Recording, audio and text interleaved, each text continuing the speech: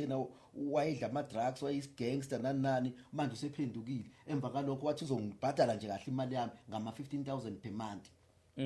yabo so wazongibhadala ngama 15,000 wathi imali uyayithola ngapha nangaphuna nabafowabo abanye banamabhizinisi wabala nje into eziningi so nakhona ke ekufikeleni etheze efika endlini waqala istory kanje ngizosibeka nje ube sibekile wathi yena ekubolekeni kwakhe imali kimi wathi uzamile la umakama wahlekisa naye yabo angithi sinokuhamba nemvuselelo zezomakama so baningi vele abafundi sebekhulumile naye kulento le wenziwa ngama record everything yalezi zinto yabo so bathi wathi uhlekisile ngaye and wayifuna usizo kuyena wathola ukuthi ke wangathola usizo kuyena wahlekisa ngaye ngingapha yena ingane zakhe ziyaxoshwa esikoleni zina 3 izikweleta 3 years so ezezoboleka ezebhange ne 120,000 yabo kushuthi le 300,000 bese kuzobe 120,000 waqala uboleka 100,000 waqala uboleka 100,000 lesibili waphinda futhi 200,000 sekutransfer then same week gelisi then wajumpisa 1 week wazoboleka 120 so nakhona ke ekukhulumeni kwakhe lapha ngamthetha angisena nix and le mali ebole yona iyali ifana ngiyosebenza khona la lokhu nje kule project engibhizi ngayo yabo Northwest and nale emakhaya kunomhlaba othengisayo ufuna ngikwazi ukuthi ngithenge ngenza iplaza yonke lezo zinto ngangimxoxele zonke lezo zinto yabo ngoba kumuntu othanda izinto zokulima kakhulu futhi yabo nezamashop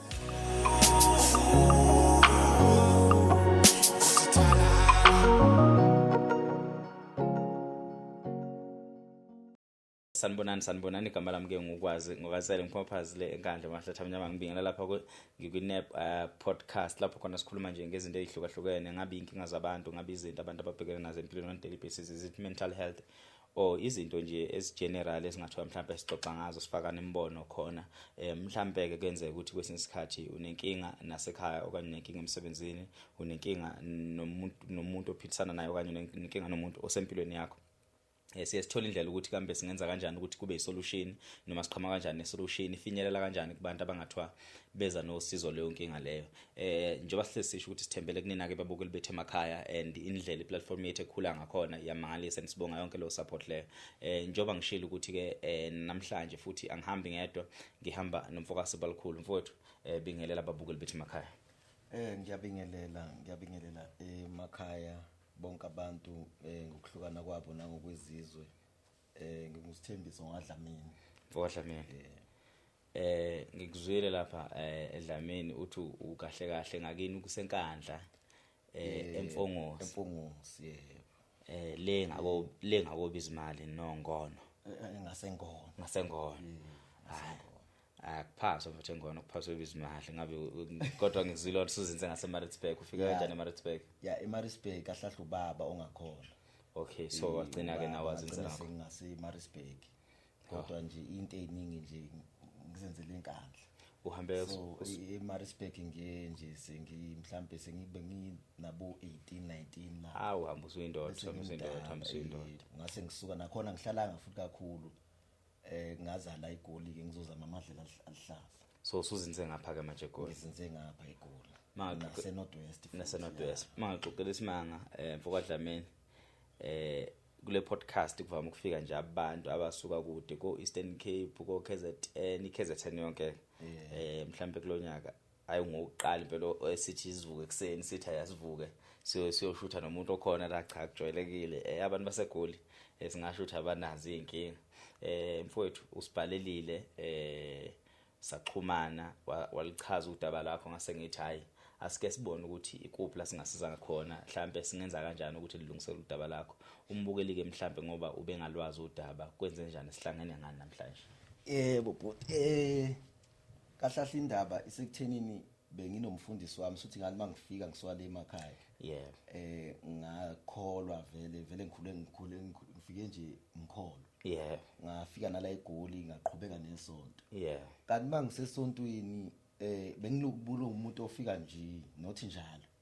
uvakashi ngifika Sunday sometimes ngijumpisa amanye amalokhunjana amaviki and then ke kwazi wafikelela ekuthenini ke umfundisi ke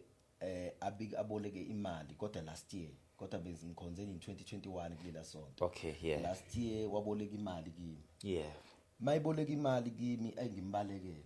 And ngapha bengisanda kuthenga ibond yabo. Yeah. So ngokusanda kuthenga ibond siziningi izinto engizenzayo yabo ngoba bese ngikhathele ukuqasha. Yeah. And ukufika kwami la eGoli ngafikela emkhukhwini. Yeah. Ngaqasha ngoba kunezihlobo eziningi vele la eGoli. Yeah. Futhi angithandanga ukuhlala ehostel ngoba nje angibonanga for mina ku right kodwa nginabo abantu engibavashelayo emahostel khona eFosorus. So then ke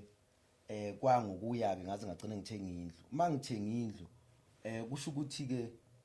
azi ke vele umfundisi ukuthi ngithenge indlu njengomfundisi wami yabo. Athi hey sizofika sizothandaza yonke lezo zinto. And kuthe kusenele inkinga esontweni ngicela nje ukubekela nje kahle istory ngokuqala kwasa nje izophela. No problem. So kuthe kusenele inkinga kanti uzoxabana nomuntu odlala ikeyboard esontweni ngingazi ngithokwani kodwa sengitholile manje yabo. So uxabana nomuntu odlala ikeyboard lo dlala ikeyboard ubaba nje ushadile. So uthathe nje futhi naye kwaDlamini. So then ke waxabana naye lo baba kanti lo baba isound yonke lapha esontweni yakhe. Okay. Wavele wahamba nakho konke ngokwakhe wathatha nemoto ebekade elokhu nje ebani ephe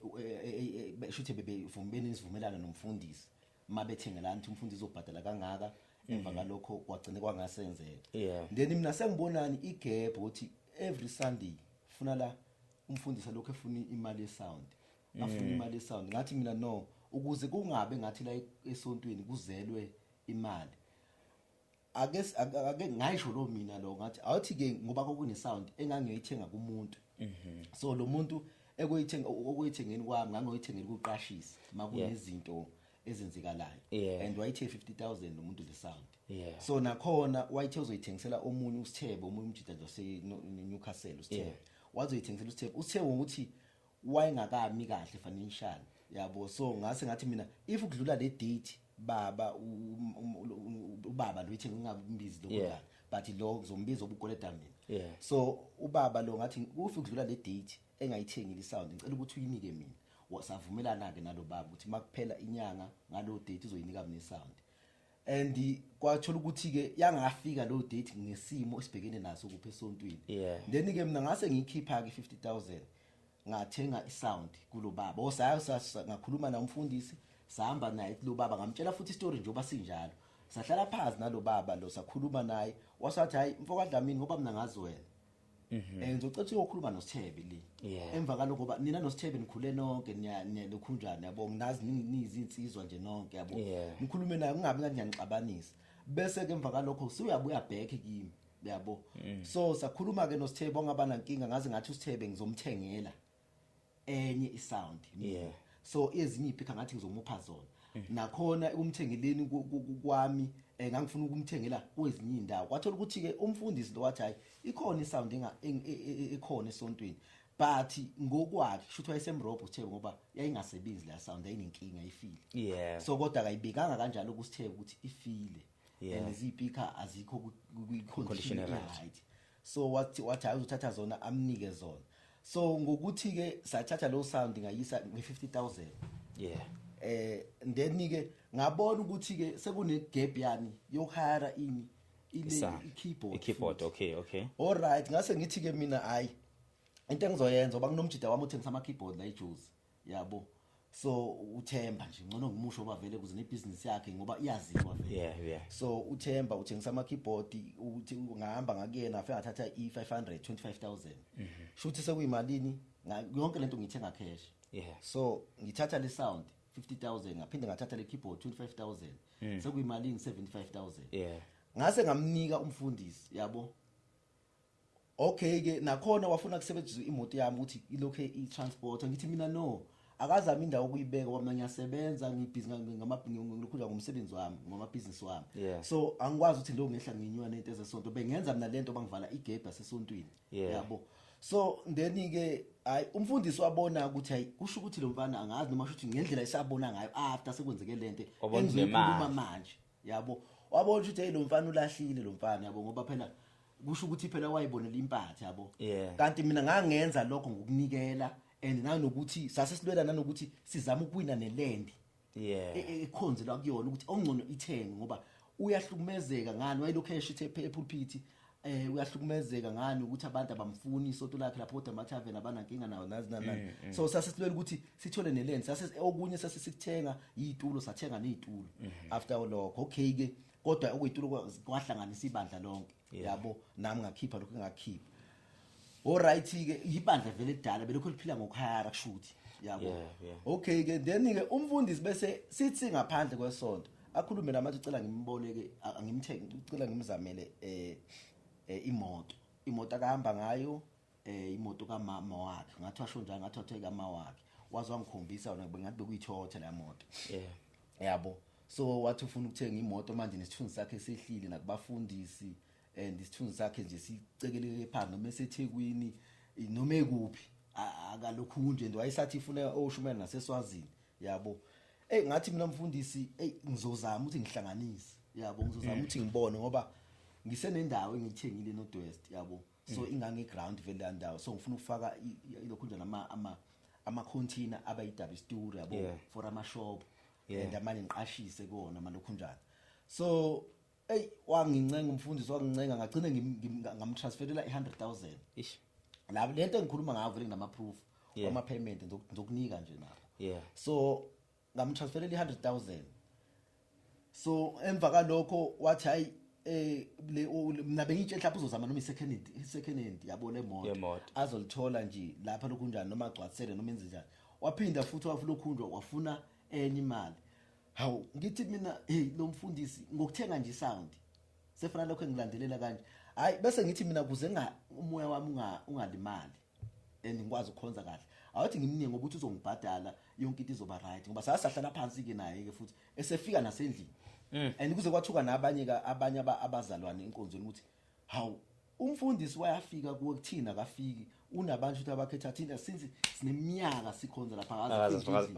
ngazi kwakho afika into eniyangicasula ke kodwa ngicasule manje wahlala nasesofeni wami wakuhlala noma ubani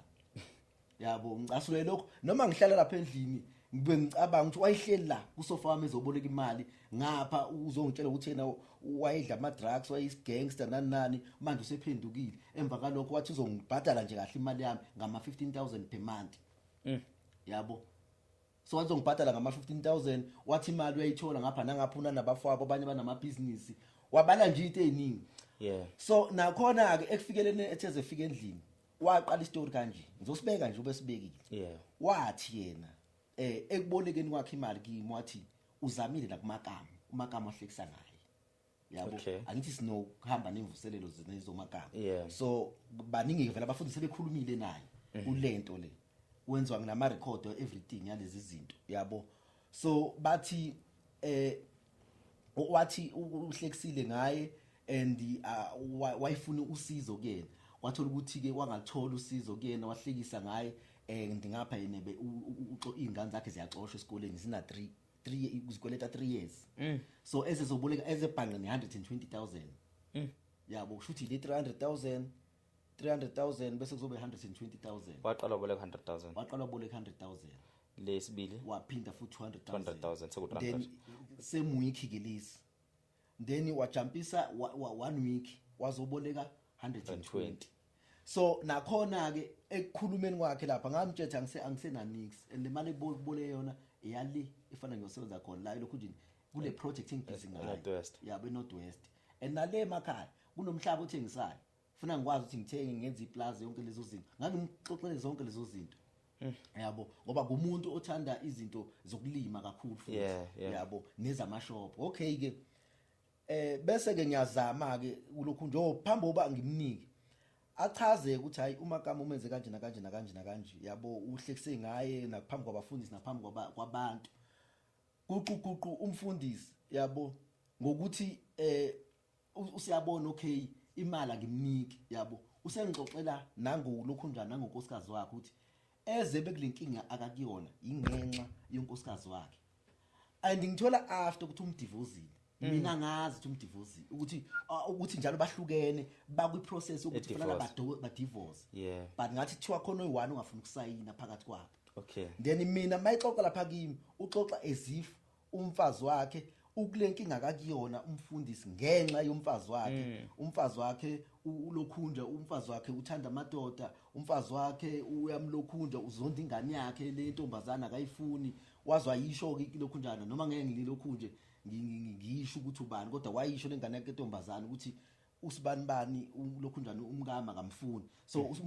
lengane size yathenga indlu eSky City yabo so wathi yenza the same job efana newami yabo and yena weza uthiwa ngenza coding yabo akazi ukuthi mhlambe yini lo coding wathi naye isebenza nge-laptop njengami kanjani sebenzele endlini ize yathenga indlu kanti sengithola after ngabani ayithenga ngandle yangane yabo so lengane lo mfundisi ushiya umfazi wakhe ngokuthi wamjolela yabo nomunye umuntu emva kalokho wafuna ukumdivorce then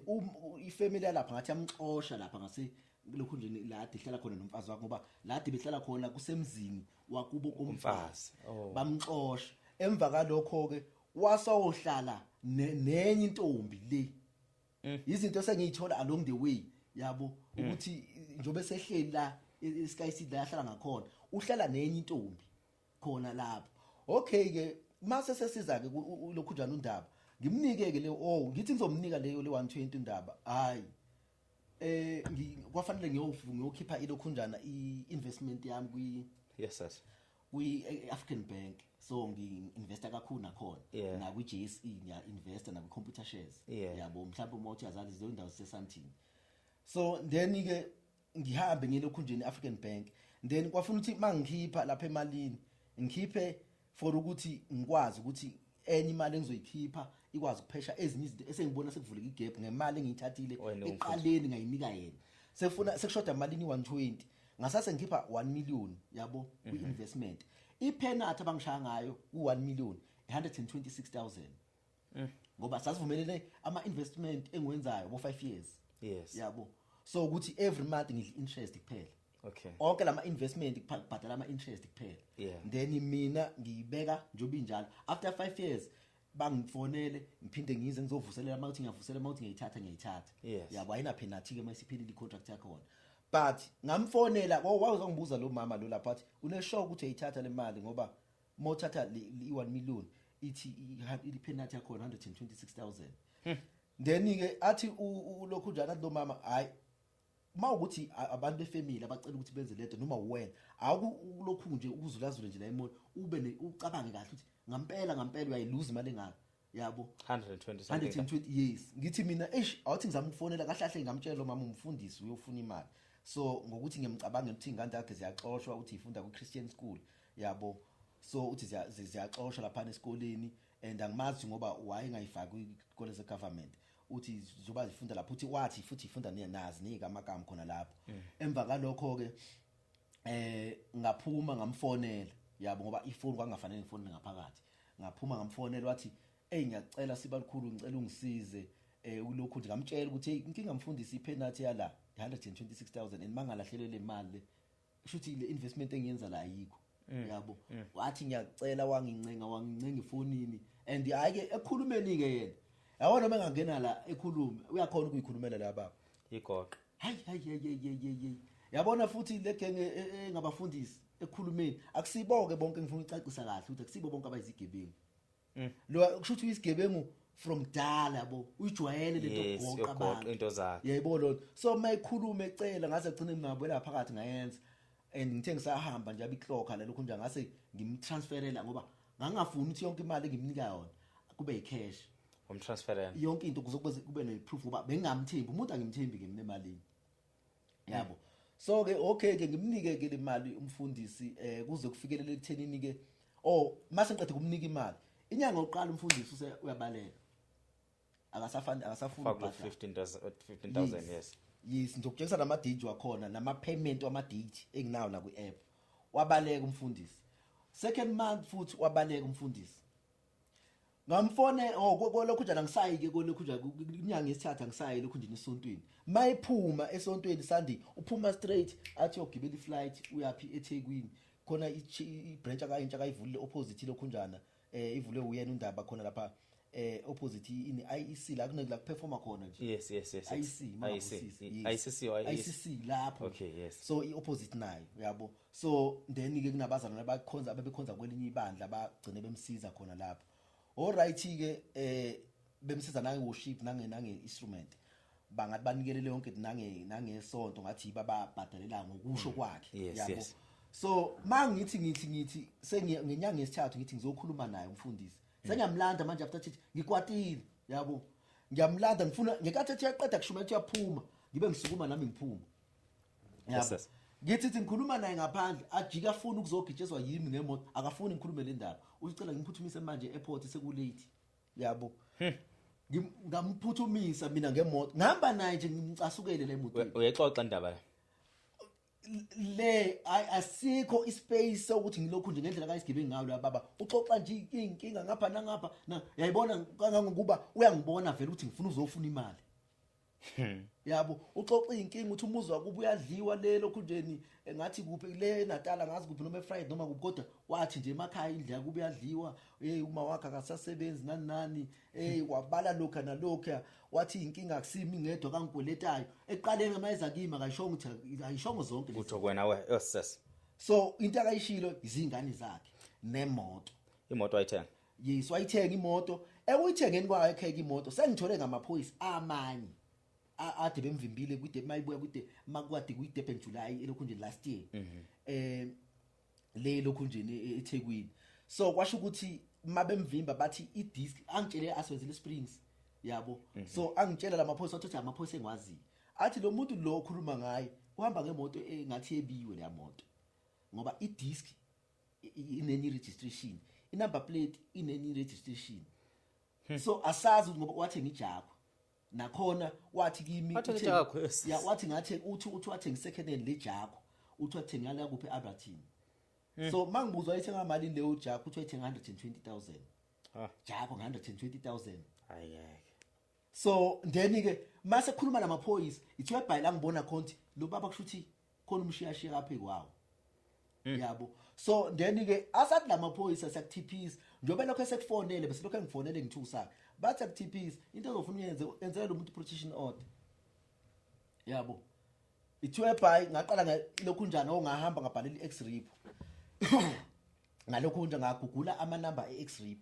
because ngase ngifuna ukuthi ngiyothatha everything ngithathe ngishiye itulo zalona leya sonto ngithathe into ezothi nje ilapha kuleya sonto ngithathe yonke into zihambe zothengisa ezokwazi ukucover le mali akangikoleta yona yabo so then ke ngathi mangigugula ngalelo langa before ngizobhala iX-rip wafanele abhadale imali wayithe uzoyibhadala nge7 wangayibhadala nge7 ngamfonela ngenza imeeting namakomiti asendaweni la ngihlala kuyona yabo abantu abaphethe ulokhu njana umphakathi so abaphethe lapha emphakathini ngase ngenza imeeting ngakhuluma nomunye nje lokhu njani social worker futhi umama wakhona ngalapha emphakathini something sahlala naye phansi lo baba sakhuluma sithi asifuni ukuthi into izigcine iphume kwimedia ngoba lento ngendlela senza ngayo umfundisi sengizovele ngiyikhiphe kwimedia lento ngoba angifuni ukuthi igcine izifike lapho asilungiseni lento ngendlela yokukholo waswavuma naye vele nami ngingajabula mangingafiki kwimedia and ngizwile nje sengazi ukuthi nawe uthi sewufuna ukuyifaka kwimedia lento ngicela ukuthi into zethu singabazalwane zingafiki lapha kwimedia ngithi ya mfundisi ingakho ngikubizile la ngicela ukuthi usho nje into indlela ozobhadala ngayo ke wena manje yabo ngingasabi ile 15 ngoba wawuthe nakhona 15 ngathi mina ngicela ukuthi ongcono ke mawuhluleke 15 ubhadale 10 ish ongcono as long makuzoba khona imali ibuyayo ibuyele kuphi account yami yabo alright ke umfundisi ke wacela ke ngalendlela ukuthi singayifaki imedia nana ngathi mina okay ke imedia vele ke njoba ngikubizele la ngeke siyifake ngoba ngitshela ngathi angifuni ukuthi izibe kwimedia lento ba mawunganginiki le imali akusinto okudlala so ngisuke ngiyifaka kwimedia ukuze wonke umuntu akwazi ukuthi undaba unjani ngoba isonto lakhe la esiluma view opposite old Khumalo clinic yabo kunethende nje ngase groundini yabo so then ke bese ke alokhu nje sivumelana asayine phansi nayo lokhu neletter futhi ephinde sayina futhi athi mawuphela lenyanga uzobhadala i50,000 yabo uzobhadala i50,000 ekuhambeni kwesikeloku nje mase kuqhubeka lenye inyanga bese ibhadala yonke lenye ibalance ngoba usene meeting ayenzile nabafowabo abanye wabala nabasempumalanga ngathi abazalwane noma abafowabo abasempumalanga wathi uzohlangana nabo wenza i-meeting nanani uthe kusuka ke lapho before kuzofika ku-X-Rip uthe kusuka lapho wangisendela makufanele abhadale lo mali akasayibhadala wangisendela izithombe zabantu zomuntu ovuza igazi wathi lo muntu afade fanele zemnika imali usuke eDubai manje buka ulimele kanjani uhlelwe ingozi nani usho umuntu phela thina sakhulele emakhaya womfowethu umuntu uphuma umbongozini uyabothi umbongozi akashaya nokushaya la muntu umbongozi mhlawumbe wayishuthela nje eyisho ukuthi mhlawumbe ngiphuma umbongozi nani mhlawumbe wayilokhu wayidownload isithombe la sithatha khona lo muntu wathi nje nangu lokhu njana wena umuntu usuka le eDubai ufuna la lokhu nje ngithi mfundisi lapha ngakwata khona athi mfundisi musu ukhuluma indaba zo Dubai musu wenze ngathi manje ibhanu ngigibeli mina ngiyaligibela mina ibhanu mama ukhuluma indaba zo Dubai mina sikhuluma ngemali la ukuthi mfundisi ungibhadala nini imali yami ngoba kunini lo mjahana nawe wathi esuka wanginika lokhu 5,000 ngitshele nje phela imali engaka yes what transfer what to make 5,000 kwaze enye inyanga waphindwa kubhadala enye 5,000 and makuphinda futhi waphindwa azobhadala ilokhu njana i20 wabugcinile ilokhuzana le so ile lokhu njani ile payment wabhadala 5 kwayi 10,000 ya wabhadala i20 wasazobhadala i10 wabugcinile kwaba imalini i40,000 ayibhadala yabo letter of demand letter of demand from ama Scorpion yes nakhona ke ama lawyer lawa ama Scorpion athi mangifika lapha lokhu nje mangifika lapha eoffice wawo mangikhuluma nabo bathi lo muntu lo usinika ama number akhe sikhulumile naye samtshela sathi uclient wethu unenkinga kanje kanje sacela ukuthi usinike email yakho sikuthumele i-email ukwazi ukusayina yabo uma ukuthi awunankinga ungeza la ema-office usayine wathi hayi uzosayina i-email wabanika i-email errong kanti bazoyitransferela ngimina emva lokho sengiya ema-office engiyobuza ukuthi kanti why le email bangisendele i-email kanje bathi habe sikukhombisa iproof ukuthi lo muntu usinika i-email engasebenzi so efoni so 4 ikwelete engiyibonayo la 385 rand yes owamnika nge-23 zaka December 2023 le date le bafaka u2023 befuna bathi 2024 yeah kube mistake kodwa bayilungisile ikhona iphepha la khona okay so 385 rand 1 lo 385 rand kwaqhuma isondo lemoto la ijako emva kalokho how usumnikile imali engaka wangifonela ukuthi uthi kuphi useNatal wangifonela uthi ucela ukuthi ngimgcwalisele enze njani adonse le moto ucela ngimthumelele i300 rand ngase ngimthumela wathi cash send wathi ngimenze cash send ngamthumela 385 rand mina yabo mase SSB 100,000 yes wathi le uzokunika Sunday wathi hayi khuleka lenza ukunika amaphuma isonto Sunday akanginikanga futhi waphinda aphuma ngijubani wathi uphuma egadiwe wethi eyongena emotweni ayithekwini and then mase esesithathu kuzoba u200,000 200,000 iyo lehlangena le 100,000 kwakweyemoto ngifuna ukufundela abalaleli ukuze bezokwazi ukuthi izihlukana kanjani lezi kweleti kwakuyizi 7 enyangeni esithathu which means kwaku March 2024 umnika 100,000 yes and then nge14 kuwona uMarch wamnika 200,000 yes ngo-April enyangeni es4 nge4 2024 wawumnika 120,000 which means in a space of a month lo mfundisi wamnika imali engango 420,000 nansi vele total yakho yes ngiyibona yeah mana ngibona kulokhuzana that you only paid him should wakubhadala kuphela u40,000 yes and to date you wafaila ukubhadala imali should imali yakho sekukoleta wona njengamanje 385 rand yes so nje yayibona ukuthi ngiyaxolisa ukuthi usuka ngibonisana into ngase because ngiyayibona ukuthi iyinto eqondile yeah so njengamanje ngifuna ukuthi because ngizulisa usixoxe kahle story wangilandisa kahle so umfundisi umnika yonke le mali in a space of a month yes yabo ngifuna ke lapha sibalukhulu uqhele kimi yabo so ngifuna ukuthi umuntu obengekho ofana nami si understanding ngendlela efanayo yes ngiyayibona mfowami umnike imali engango 420 in a space of a month, Yes. right? From April to March, in a space of a month usumnika 420,000. Ngifuna nje si understand kahle nombukele ekhaya lento. Emveni kwalokho sebalikhulu. Immediately wavula enye branch noma uyiseyivulile.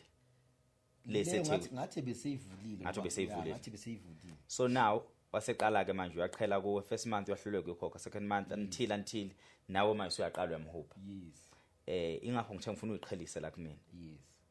Kumbukelo osekhaya akekho onesimo esinje esifana nalesi.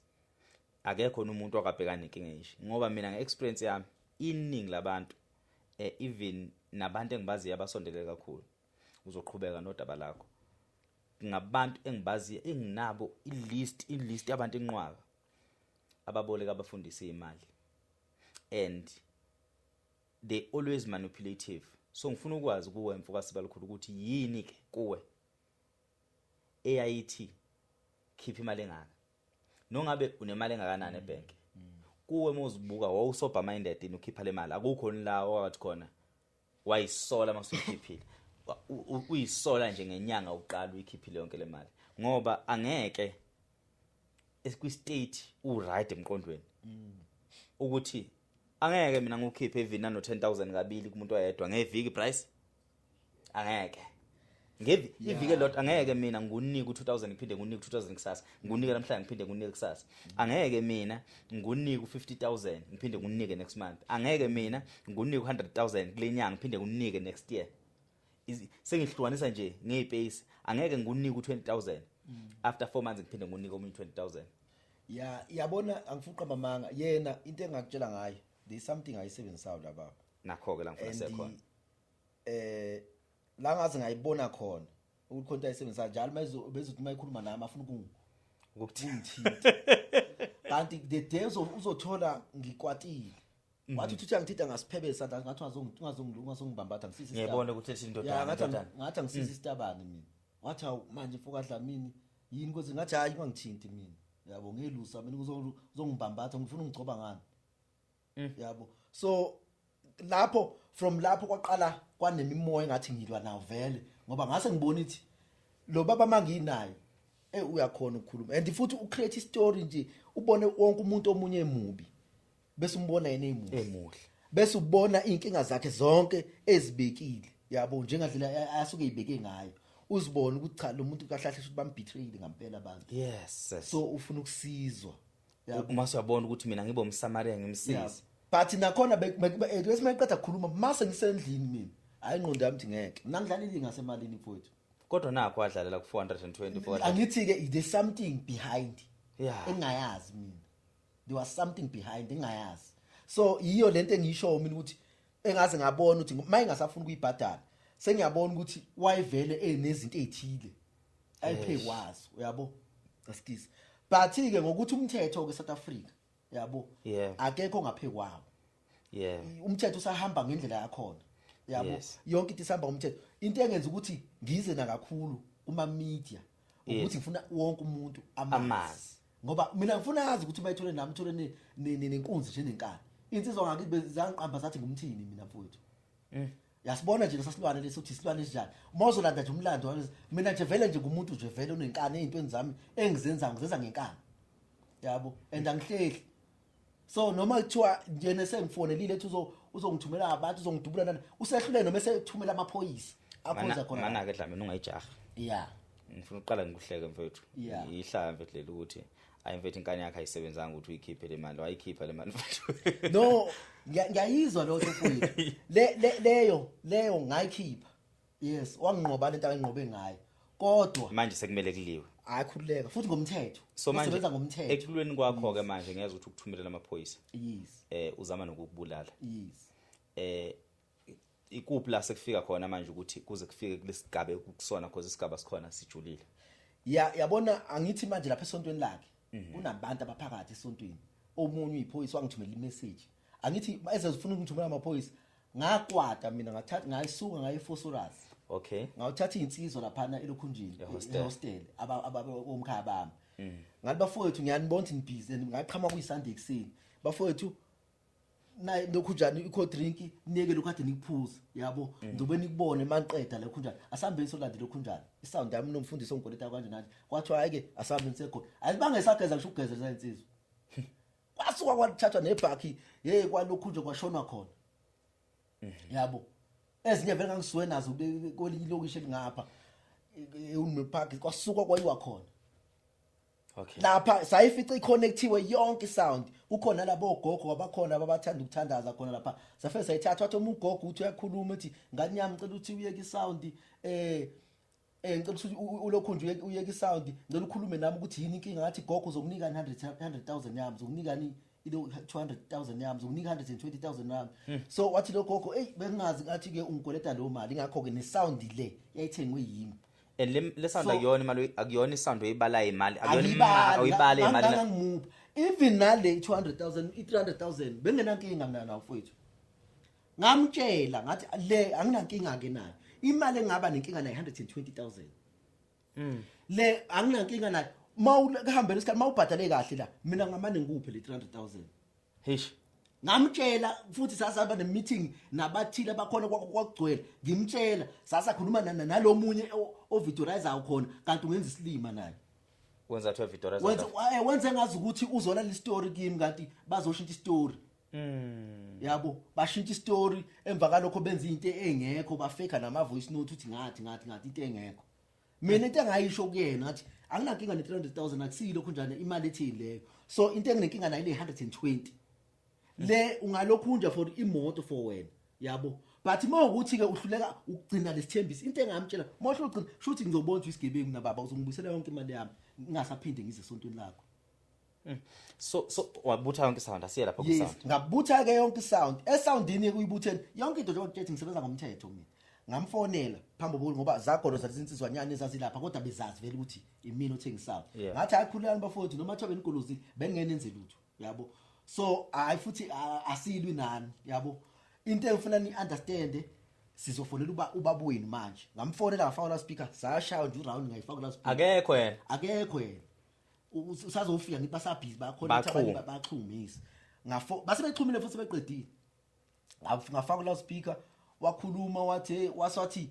hawu manje why ngimthukile nami seqamba yikise-create istory ukuthi ngamthuka ngenza lokhu nalokhu ke wabiza zonke lezi zinto wathi ngakhe ngagcinanga sakhona ukufocus ekubhadaleni ngoba ngamthuka ngithi ngakuthuka nini ngoba wayahluleka ukubhadala le mali wafuna uyibhadale uma kuphela le yanyanga so into kodwa engizele ngiyona la baba angisazele lezi zinto zakho ubaba kwa le einganeni zakho yes futhi umdala kulabo abakini olamana nabeswini mina ke sengisebenzisa ukuthi kusegoli la yabo ngeke ke ngisalalela wena into ongitshela into engifonela ngifuna lizwe lebandla phambi kwami ukuthi ngizothatha isound futhi akekho umuntu ozongivimba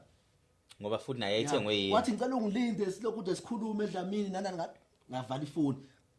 ibutho labe selingena phakathi zabe iqaqo ipika kwalokhu nje kwase kubuzwa nje yikho nalokhu angikhomba nje mina kwami akhomba ukuthi nakho ukuthatha yonke into kanti abanye abakhona lapha bese bengisiza vele abasikhonza khona bengawufuni uDoto wenzolo baba and base bengitshela ukuthi vele wenze kahle ithatha isound ngoba sikhathele ukuthi lo baba lokho iqola abantu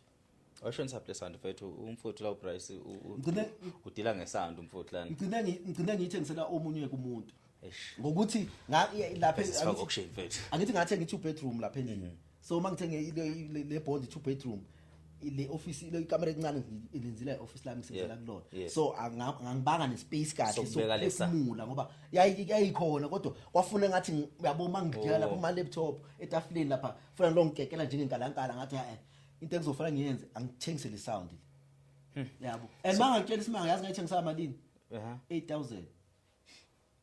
wabambi ikhanda uprice yabo ngayithengisa 8,000 ngangiyixosha nje endlini yes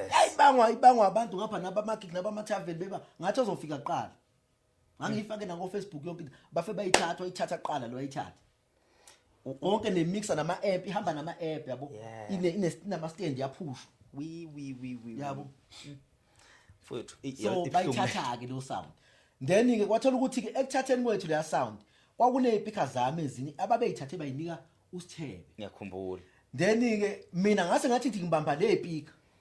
ngoba ekukunika khona abayinika usithebe kwaba khona ezinye izisele ngakubona ngathi mabe buyisa lezi speakers zami anginankinga lezi usithebe mabe buyisa lezi speakers ezami ngizokwenza njani ngizobabuyisela ipiki kwathi bayagoloza yeah ngathi njengoba begoloza sebengizela ngomunye ushuni athi ngiyibuyisele lezi ipiki bese ngiqhamuka futhi ngomunye ushuni mina ngenkathi bengibone ngathi ngibhekise ikhanda phansi ngathi ngiqhamuka mina iphi indlela yokuthi ngiqhubeke nomthetho walanda umthetho ngoba bona ngatshela umunye futhi phakathi wangifonela wathi hayi bathi lezi ipiki kanje uthathe lezi ezinye ehlangene nezabo babafuna ukuthi bakubophise ukuthi wena ufukwazi obakhomba ngesibhamu esontweni emva kalokho wathatha ilokhunjana equipment yakhona wasuyibuyisa lezi ayibuyisa same time lezi mayiqeda kungitshela lo mjita lo yabo ngathi mangiyibuyisa ngamfonela futhi yena wathini wathi uyabonga hayi mina bengaxabani nawe imali yakho ngizokunika makuphela inyanga yonke into mangiyenza ngimfonela kukhona leli butho engizoyinika wangithumela yena futhi ngiyise kumuphi umuzi la kuhlala khona abanye bakhona akababekile abazana bakhona umuntu odlala keyboard yes ngafe ngamthola lo Sidudla lo ngamnika yabo wazone bhathi Sidudla yabo ngamnika uSidudla wayilokhunje wayithatha sothini phela kube inkuxa phela sothini so mfowethu ngamnika waso Sidudla usiyangibuza uthi hey uphuma lapha emakhaya ngibona inkani yakho mawuzile la hey ngamtshela hayi mina mfowethu ngwaseMaritzburg kodwa ngikhulele enkandla yabo so ngakhula neinsizwa kodwa lokho angivamisile ukuveza kodwa mase kunesimo esikanje kwekuvele hey so manje ke isifika kuphi sibalikhulu la akaseza khona ke manje yena sethatha action naye manje pheko action bakho ukufuna imali yakho ya then ke lapho ke bese kuzoba sethenini kufanele ngibuye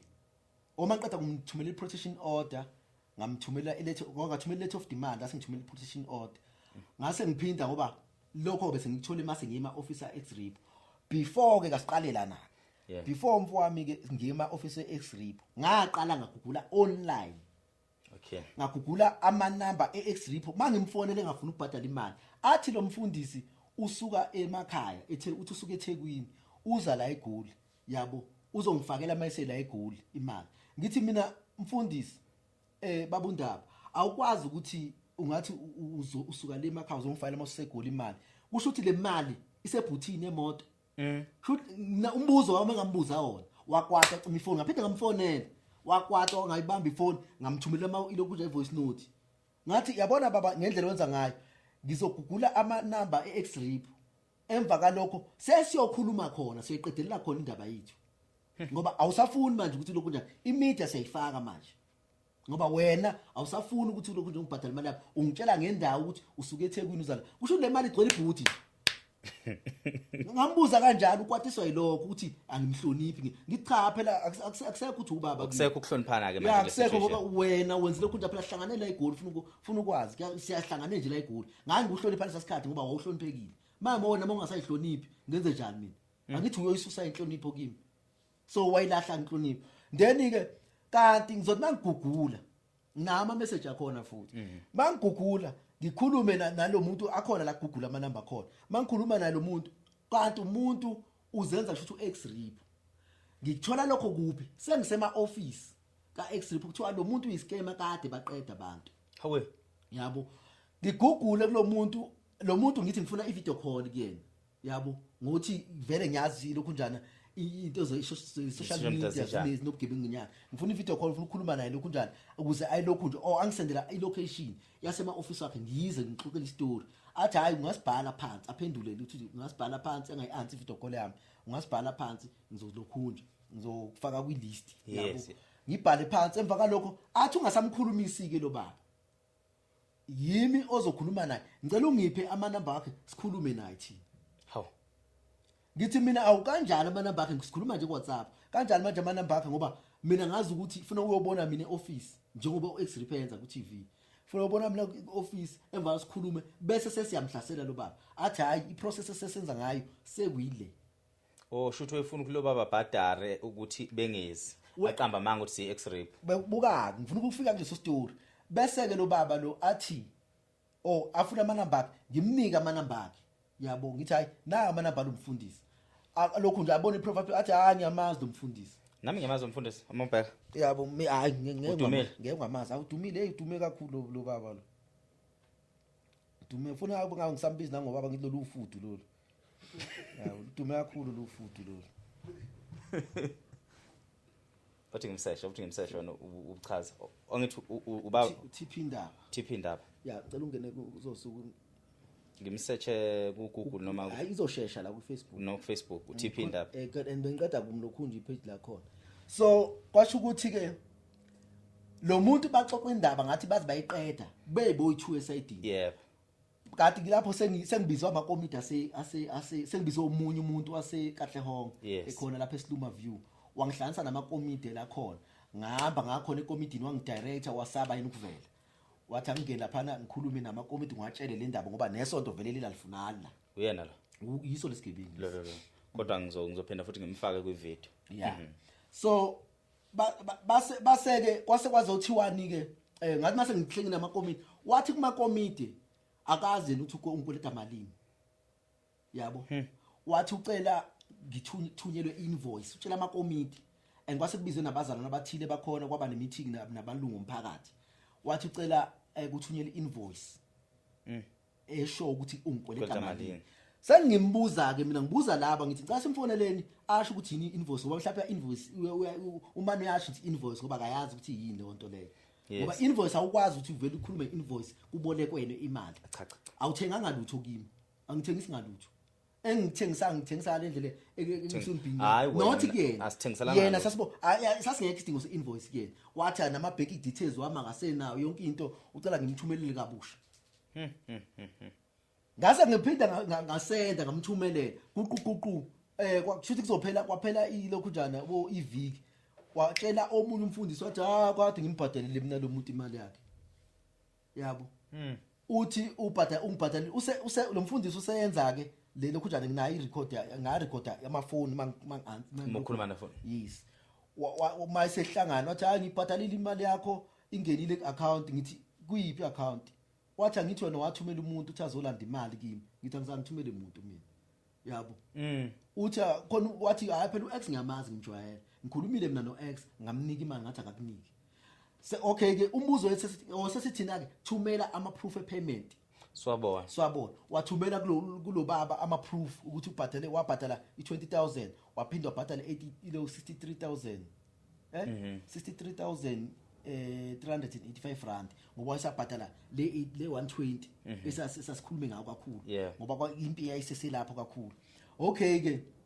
bese mayiswaveza manje kunjalo sengithi ke mina okay ke uthi umbhadalele lo muntu wasayina kuphi nami uthi ubhadala abanye abantu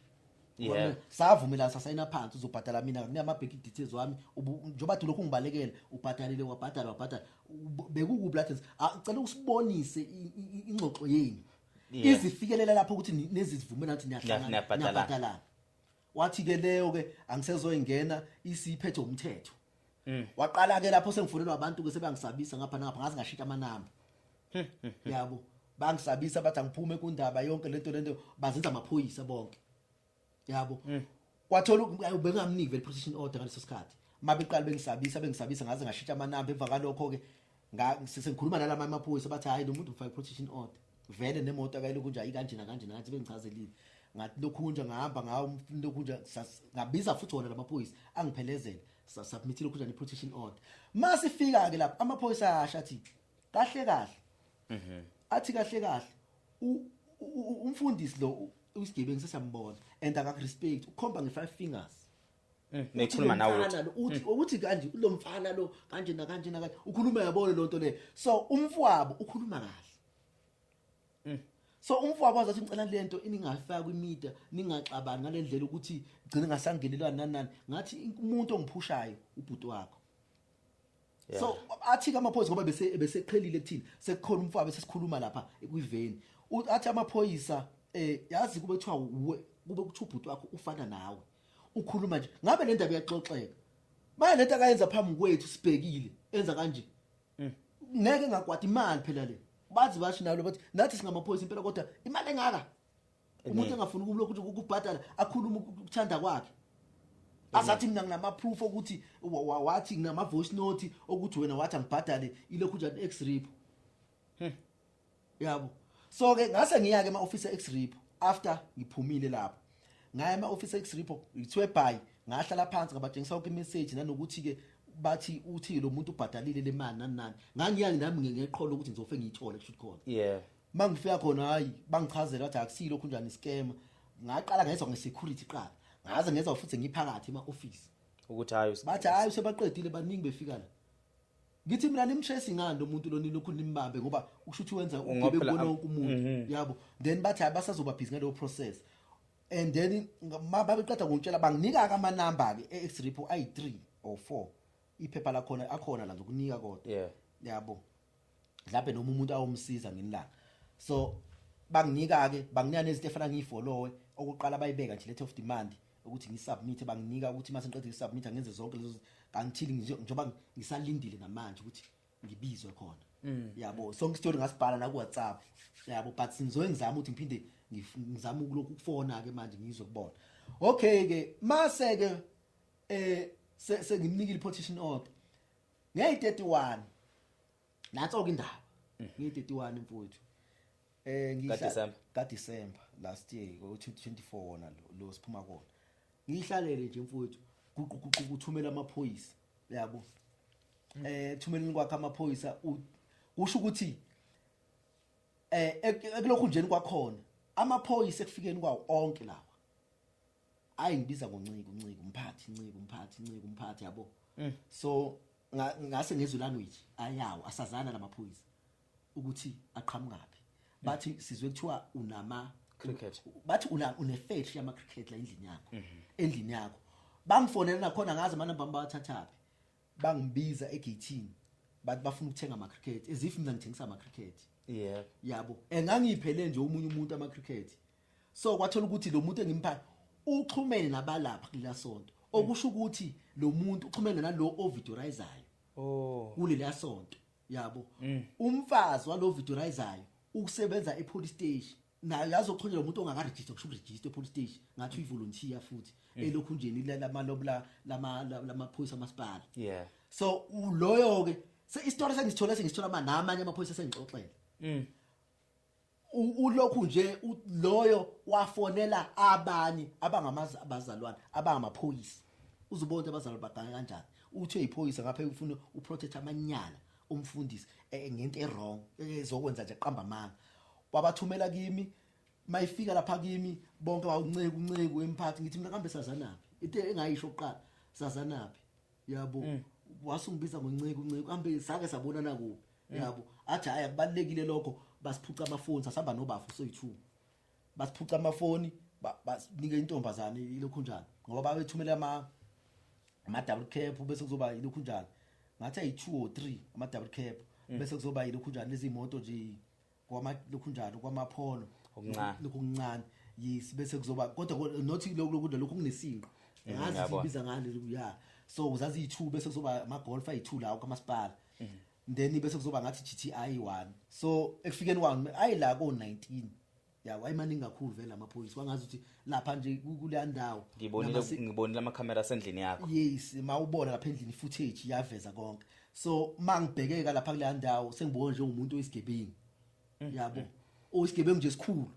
ngoba phela ngithi ngumuntu wamabhizinisi so angiphumi mina ukuthi mhlawumbe ekseni ngiyosebenza uhlezi lapha uhleli ngilapha so nje usho ngokuhlela lapha abazi abantu manje ufana thengisa ama drugs noma uwenzani noma yayibona lonto le so uzuthi lo munye umakhelana ukhuluma nabo uthi kahle kahle yini nifuna noba lo muntu simazile isonto thina into zamabhizinisi bathi hayi khonda bese lokhu nje esithunyiwe ethiwa asizosesha la endlini yakhe uthiwe une fetch ama cricket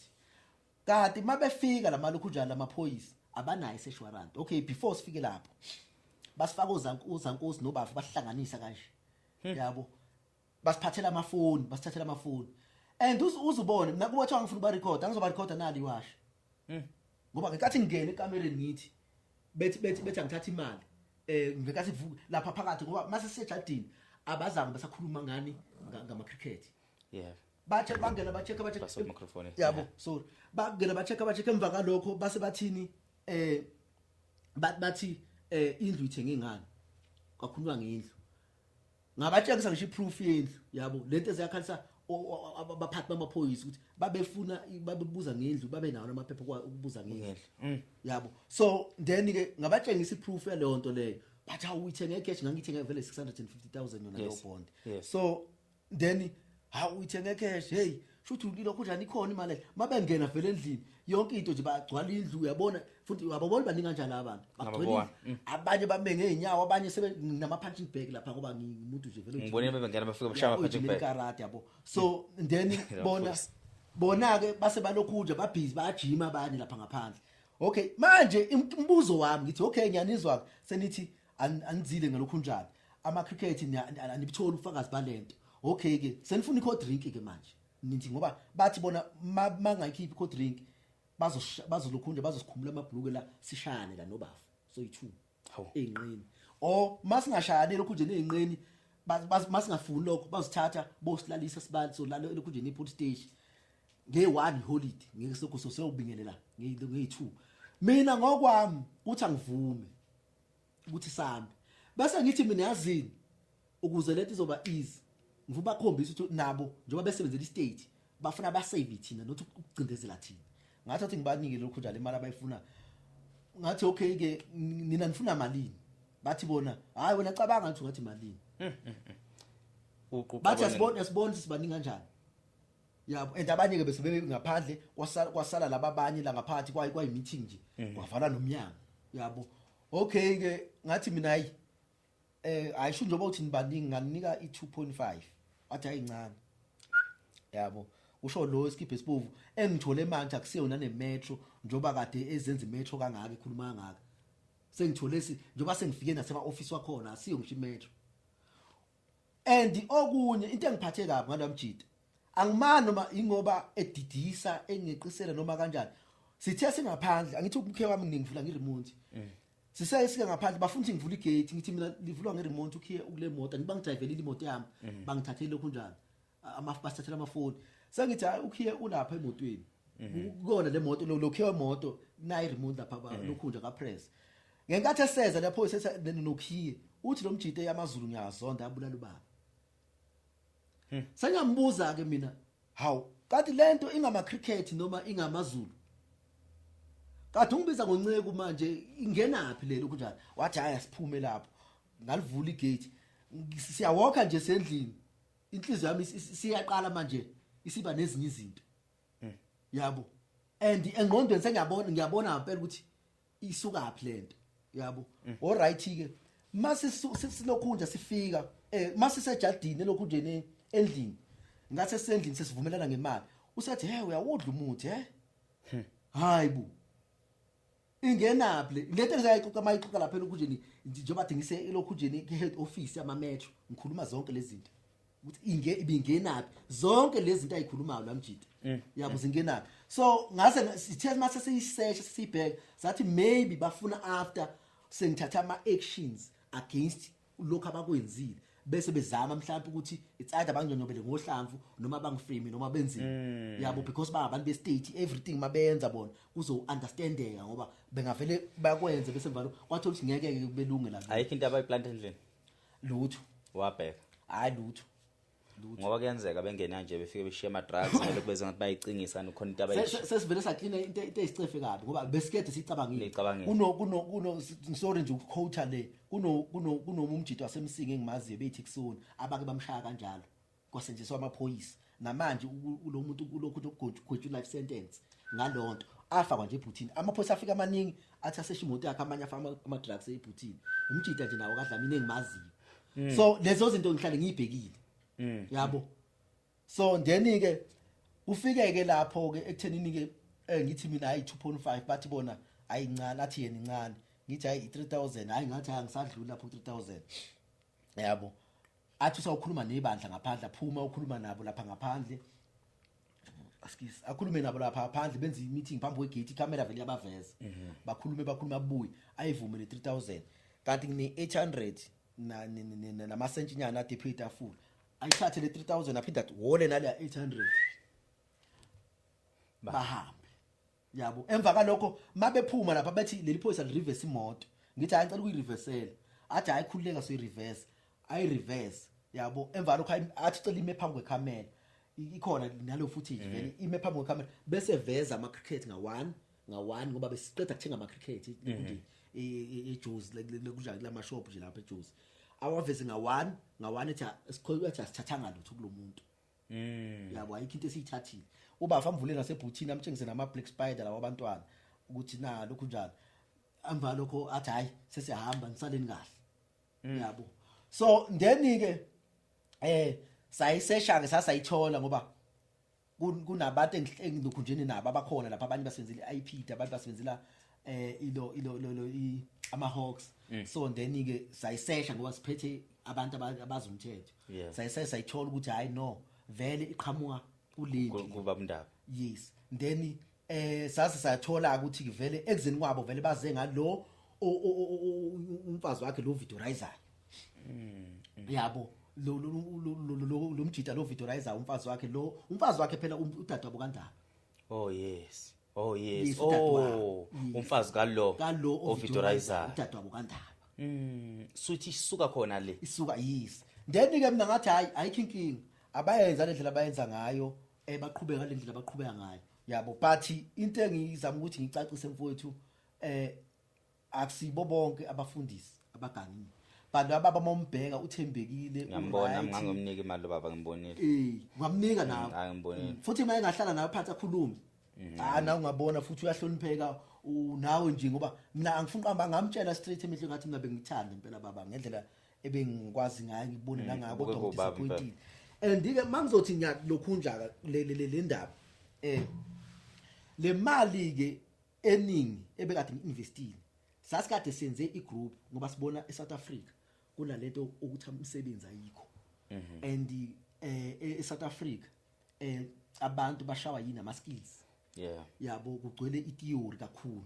yabo abantu abanama skills abantu basuka ngaphandle bezela then ke sengithi ke mina ke kubona ngikhuluma nami nabantu enginabo lokhunjeni elokishini ade ebesinabo kuma business nabanye bakulona isonto omunye wakhona lo David Ross ebeze wathi nayicela ngimfake lama project sathi sizokwenza ama game sifundisa abantu coding yabo sicele isikole lapha sifundisa abantu coding sifundisa abantu ilokhunjana sisinika abantu amalokhunjana like ama sponsor ukuthi umuntu mayifuna uqala into singamniki imali ahamba othengelwa enzele lento yabo and okunye senze nalento ye Christian sayibiza sathi Christian world yabo ukuthi ngoba uzubone kunemoya emibi kangaka elokhunjeni ezweni is because of amaKristu awenzi ngalendlela uNkulunkulu afuna enze ngakhona so amaKristu aphambene noNkulunkulu amanye awo then bese lento affecta ini izwe yabo so sathi ukuze siyinqobe lento asinayo ukuthi umuntu uyakholwa noma akakholi noma umuntu ukhonza ashembe noma umuntu ukhonza walihanya noma ukhonza asingayi ngalokho but lento mayizosuka ibe isiphethu la kumaKristu izokwazi ukuthatha zonke lezi ezinye izizwe uthatha wonke lezi ezinye inkolo abantu basebenza abantu kuphele nalento zolokhunja zokugijima ama drugs ngoba abamafundi bathengisa ama drugs einkonzweni yabo so sizama ukuthi siqede lezo zinto yabo say create lento kushuthi yimo obhizi uyiphushayo yabo si create lento ba bengiyibhizi nane radio station yamaKristu yabo ni TV channel yamaKristu so then ngagcina sengenze njani ngayikhatha lezi zinto because of lo baba uthathe yonke le mali phela lapha ejardini kimi ngizengenza nalama room ngoba ngifuna ukwenza ukuphusha yonke lezi zinto lezi bese ngikwazi ukuthi ngenze izinto engeke ngikhipha imali yangaphandle ngikwazi ukuthi ngiphushele ekutheni imali ibe around la yayibona lonto leyo emakhaya besithi ngangihleli nabanye phansi sikhuluma ukuthi kufuna la si register iAssociation yamaKristu ezokwazi ifake lonke uhlobo lwezinkolo lonke umuntu nongakholwa siyoqala le emakhaya isport esihamba ngobukhosi senze icup la mhlawumbe senze ngobaba uzolithino ngomisuzulu bese siyinika imali ibe nevalue le cup sihlanganise isigodi sasemsinga negodi sakubi nakubi akuna bakube nama-tournament asemsinga ama-tournament asenkandla ama-tournament asempangeni ama-tournament yayibona lonto bese kuba necup ezolwelwa futhi ezobile phezulu esokwazi ukuthi siyiphushe nangemedia lento sikwazi ukuthi siqede nalabo abanama talent bekwazi ukuphuka nje kuma sports bagijime kuma sports lento lebengafa yonke lento le ama drugs wayidlu baba imali ngamnika imali yokugcina istand sami simile ke lesi sile ngagcina ngenza ifoundation yokuhlala kwama contain nayo eNorthwest yangaphela kwamanje so sesisobe sivala so into esiyidingayo nokuthi sisizakale ngayo njoba sila namhlanje ukuthi abantu bemazi ikupho kunye ngaphandle kwalokho ilokho nje ya ilento engifuna ukuthi abantu bamazi ukuthi umuntu kanjani ngoba akusimi ngedwa nalowo wesound ngizwe late ukuthi lo wathatha isound yakhe iwayedla keyboard lo qala wahamba nesound yes naye bemkweleta mina ngangingazi lutho nalabo abanye bamaphoyisa kuthiwa bangathi basebenzela ama metro nomani kuthiwa nawo bakweleta omunye waseSoweto kwabanye bangixhumanise naye omunye umama beshonelwe indoda yakhe waphuma imali naye wazidla ngathi wadla 200,000 again so ubadla ngestrategy seyingane zakhe ukuthi ekhaya kudla umuzi nezingane zakhe zina 3 zingabhadali esikoleni sonke ushanga leso strategy so into ebengiyilokhu nje la ngoba ngamtshela ngathi if engayibhadala yabona nje 2024-5 ngifuna ukuthi ngizogijima media nje yefuna igijima naye ya ngoba ngifuna ukuthi ke ngenze lento ayitshela ukuthi mhlawumbe ngiyayisaba kuyenza ngoba ngithi isonto lakhe lokuphi nakuphi lila elisiluma view opposite oDkhumalo clinic lo Katlehong elinye liseThekwini ngase ICC yes elinye selelo ngathi usanda kulivula so then ke hayi imfowethu ke yena ungilimaze kakhulu and futhi lokho kungisabisa kakhulu lokho ethumela nabantu engifonela nokuthi asebenza ama resources estate akakhohlwa ngeke ngenze lutho mina abantu ababefuna ukwenza lonto kade bashona hayi ukuthi babulawa yimi uNkulunkulu uyangilwela yeah so ngeke ngenze lutho iyogcina ukuthi yenzeke nje kodwa iphelele emoyeni esigcina ngigcina ngitholile imali yami so izobe sebhlungu ke kuyena mayiselokho etrend ngoba Saturday ngiyakwenye lokho njana manje bangibize phela njoba ngiorganizelwe le ngini-organizele umuntu othile wanginika amanamba athi ngikhulumele nani ngayikhulumela nani so manje usephinde baorganizeleni ngeSoweto futhi ngiyokhuluma the same story so manje koze fika kuri X-Rip uyofika vele ngibhizi nedelisani ngisen-emailile khona hey bafowethu abafundisi so ngiyenzela ukuthi ayibone lento ukuthi ngamtshela mhlazana ngifaka imedia ngeke kuzokube mnandi kodwa ngeke ngoba bengingafuni ukuthi ngamncenga isikhathi eside unyaka wonke cabanga ngincenga umuntu ukuthi asingazi expose okay ake sibuyele back last year ngoOctober bathi abazalwane bangifonela bathi ukunikele imali yakho ngoba sihlanganisile imali before kuzoba iThanksgiving sithi akakuniki bathi hayi ngathi akanginikanga bathi hayi ke uhlule lo baba uyidlile futhi then sebethi abanye why kanti sebethi besithi thina sifuna ukuthi sibhadale straight uthi yena phuma endabeni zami nikusizani mina ngemali ninike nini imali ngizomnika umfana imali uvela sho nje ngizomnika umfana imali yes silobuni loba bukho okay yeah ukhohlakele then nange Thanksgiving bathiwa mayiqeda kumnika Thanksgiving ngoba bamnika la kahle ngoba bamnika yaseThekwini futhi nayo bangibuza futhi still awu nafathu ngiyafonela ngapha nangapha yini igama lesonto iTabernacle of God Tabernacle of God lisho ukuthini igama iTabernacle from iBhayibheli ngoba bekuyisong indlu kaNkulunkulu ya ngalezi ayikhathi ze-Old Testament okay ya bekuyindawo lapho kuhlala khona vele labo abalokhunjana ngathi futhi abo David bangasikhathi sabo Samuel David yes engingakusho mina mfoko sabalikhulu ukuthi mhlawumbe nokuxwayisa abantu abasemakhaya bafowethu akekho uNkulunkulu wasemhlabeni yes asiyekeni ukupraise abafundisi sigcine sikhipha nalokho esikubuso uNkulunkulu egameni lokuthi ingoba siyabahlonipha futhi siyabathanda mangase kuthiwa sikhipha imali eceleni leyo wamboleka yona enginenkolelo ukuthi imali wanikela ngayo isontweni engaphezulu kwa100,000 unikela ngayo eintweni njengabo sound labo unikela ngayo even nokuyishumi owenza mhlawumbe ongaphe kwamandla kuningi wawukwenza egameni lokuthi wena uyitshela ukuthi ngoba uthanda uNkulunkulu kanti yena sekunezinto ezithila akayisebenzisile ukuhypnotize so baningi abantu abaphila ngaphansi kwehypnosis nasi singisi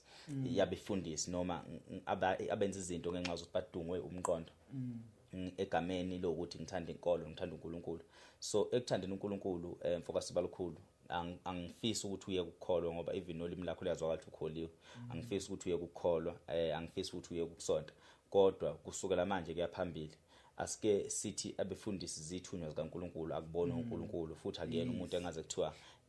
uba nemali engango 50,000 uyayikhipha yini komunye umuntu nongabe uyibillionaire asike siyeke ukuthi sinikele kubantu abarongo asike sinikele kubantu abafanele lokunikela baningi abantu emgwaqweni abadinga usizo baziningi intandane baningi abantu abadinga lezi imali ezincane nesiyikhipha usinika abefundisi so ngayo yonke indlela mfoka sibalukhulu ngingasakhulumi nawe wedwa ngiyafisa ukuthi imali yakho uyithole kodwa ngayo yonke indlela nakumuntu obukele ekhaya awukuhlale wenze self introspection ubheke ukuthi ngabe le mali uyikhiphayo njalo endodeni eyodwa ngabe leyo mali usayikhipha ngokwentando yakho noma sekukhona okuthile okuphushayo yeah. so leyo nto leya siyibheke ngoba into ejule kakhulu mhlambe engathiwa mhlambe ngolunye usuku siyakumema sesizoxoxa ngayo nje leyo nto le iyodwa ngoba ijule ngaphezulu kwegama lokujula yabona so ngiyazi mfowethu ukuthi ubuthe udinga nje ukuthi abantu bazi ngaye usushila ukuthi akupha amabandla akhe and futhi uzosithumelela zonke izinto lezi ade ungitshela zona zolokhu ivela nje ama-screen as we talk and mhlambe futhi siphinde sikuveze lokhu kuba umfundisi uNdaba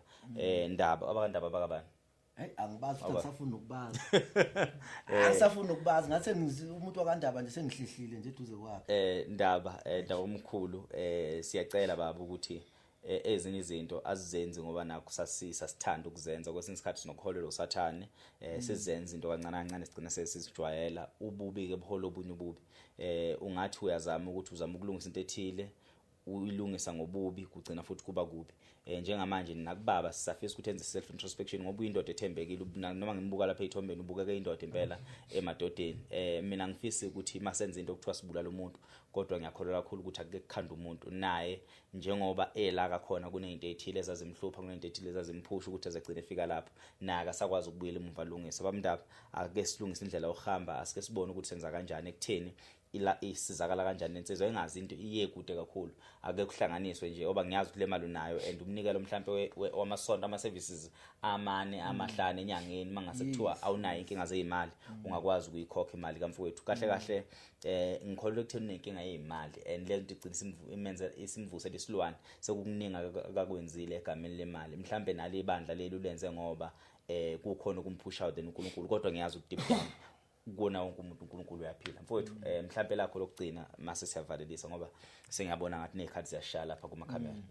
hayi nje into yade ngiyifuna nje mina ukuthi aziwe manje ngoba umncenga unyaka wonke lo baba so sengifuna ukuthi aziwe and noma ngabe kuthiwa ke yena ke uzama le ndlela azama ngayo ngeke ezilunga kuphela nje kuzosebenza umthetho and okunye ke yona ngiyayifuna imali yami nale ngangithi anginankinga nayo sengifuna yonke and into engisiza namaloya wami vele yiwo athi imali ephuma account yakho sithina njengeclient wethu sesifuna yonke ibuyele back kuwena so nami ke sengisho njalo ngivumelana namaloya wami ukuthi akube njalo vela ilimizi yetshina akayibhadale yonke no problem mhlambe ukwenzela ukuthi story sakho siphelele ke manje oba mhlambe bakubaninga abantu abazoqhamuka bekhuluma istory esisodwa mhlambe sigcina size sibe namandla umuntu onenkinga efanayo semfundisi engakuthola kuphi ukuthi awunankinga mhlambe futhi ungayibizi number ngoba uzogcina ufonelwa yibona kodwa uma ukuthi awunankinga usunayo inamba ukuthiwa mhlambe usafe kuyona ungayibiza for abanye abantu abazokupha that moral support to make sure ukuthi no for ama number akunankinga yena usenawo ama number wami okay and anginankinga nalokho njani but into engizoyibalekela ukufonelwa ngabanye abantu abazobebuka ishow so leyo ngizoyike ngibalekele but kulokho njana nje lento mayifuna umuntu kuya nje ku Facebook usithembiso Dlamini enye umthini Dlamini sibalikhulu uTikTok umthini and uzophinda futhi abone nemisebenzi yakho lapha ngoba SD Media yabo yes ngoba sizwile ukuthi uya encoder and ngiyafisa ukuthi ibusiness lakho likhule ngenxa zokuthi uzwakala nama plans amaningi involve abanye abantu ethe uya encoder which is ukhanda ama website ukhanda ama app and then uyawenza ama branding t-shirts nama software ungasibala nama software yes so basically kuningi mhlawumbe umuntu angathiwa abantu baba nendlela ukuthi besupport umsebenzi wakho maybe lokho kulahlekile kuzophinde kubuye ngana kwethu asibonge kakhulu nisale kahle babukele bethu emakhaya